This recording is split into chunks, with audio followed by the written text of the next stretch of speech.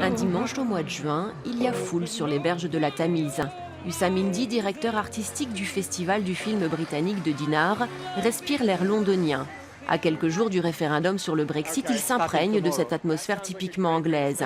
Il est là pour ce qu'on appelle le London Screening, un salon professionnel où sont projetés une cinquantaine de longs métrages, totalement inédits, voire même à peine terminés pour certains, et souvent des premiers films. Mon métier, c'est d'essayer de trouver la perle rare, c'est-à-dire le film qui va peut-être gagner le Hitchcock d'or et dont on va tout simplement entendre parler dans les mois à venir. Donc on est à Londres.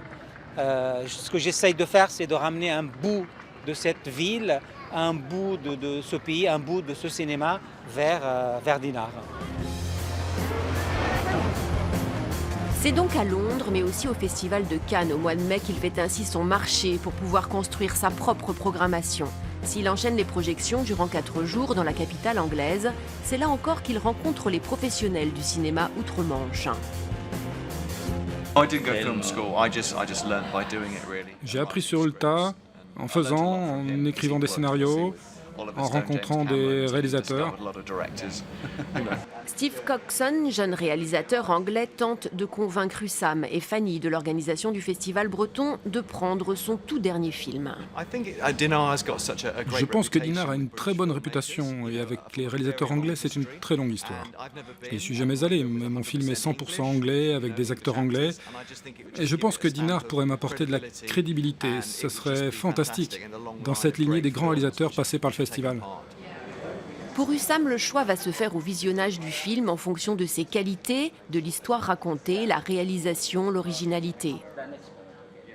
C'est avant tout effectivement le plaisir que j'ai à regarder le film et par la suite ce qu'on appelle la qualité finalement esthétique et le traitement du film. Il faut que j'y croie en fait.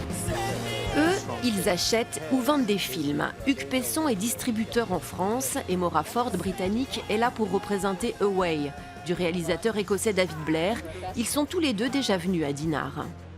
À Dinard, on peut avoir tout un panel de films, de la comédie au drame, des films en costume, voilà, des films pour enfants. Il y a toute une majorité de films qui sont présentés, qui représentent mieux le cinéma anglais que ce qu'on peut voir sur les écrans en France. Dinard nous permet de mesurer quel accueil nos films vont recevoir auprès du public français. Ce qu'il faut faire, c'est trouver le distributeur qui comprenne ça. Mais durant le séjour, tout ne se passe pas à l'Institut du film britannique. Pour le directeur artistique breton, très sollicité, les rôles peuvent parfois s'inverser. On arrive chez qui là en fait et pourquoi? Alors, on s'apprête à aller chez un grand monsieur du cinéma, il s'appelle Hugh Hudson. Il est le réalisateur notamment de Chariot du feu, donc 4 Oscars. Et là je vais essayer de le convaincre à venir à Dinard pour présenter son dernier film. Finding Altamira avec Antonio Banderas, c'est le titre du film de Hugh Hudson. Hussam a pu le voir à Cannes et il sait que la notoriété de cette figure du cinéma britannique représenterait un bel atout pour son festival. Les producteurs, eux, ne sont pas très chauds, mais le réalisateur, qu'il connaît bien, va lui donner son accord par amitié. Officiel, c'est le 28. 28, on fait une soirée de gala, quelque chose comme ça. Comme vous voulez. Ouais. Jolie satisfaction pour Hussam qui n'a pas eu besoin de batailler. Les deux hommes se donnent rendez-vous à la fin du mois de septembre. Ce voyage à Londres pour cette édition aura été plus que bénéfique. Sans même parler des contacts et des rencontres, près de 70% des films de la programmation y ont été dénichés. C'est assez jouissif, en tout cas, de rencontrer pas seulement les vendeurs du film, mais les réalisateurs et les artistes, parce que c'est à ce moment-là que, d'ailleurs, la position du film se dessine. Est-ce qu'il va en compétition? Est-ce qu'il va en avant-première? À quel moment il faut le projeter?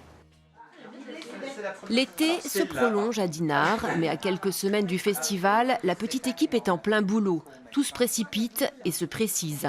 Site internet, catalogue, programme des projections, les séances scolaires, le choix d'affiches pour une expo sur le Brexit, et puis l'accueil et l'acheminement des invités.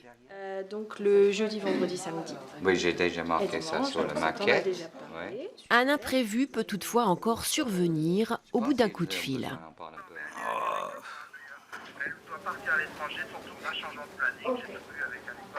Merde, ouais. Ah merde, on n'aurait pas dû l'annoncer, alors fuck. Ouais. Bon.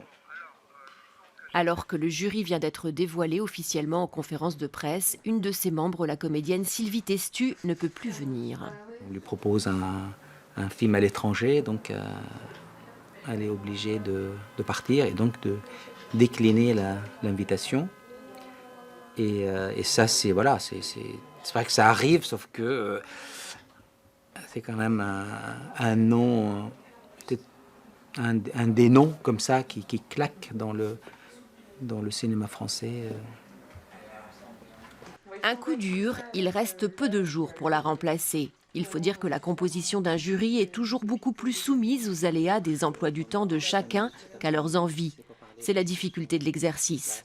Lui, il a très tôt et d'emblée accepté l'invitation. C'est le président de cette 27e édition, Claude Lelouch, le réalisateur.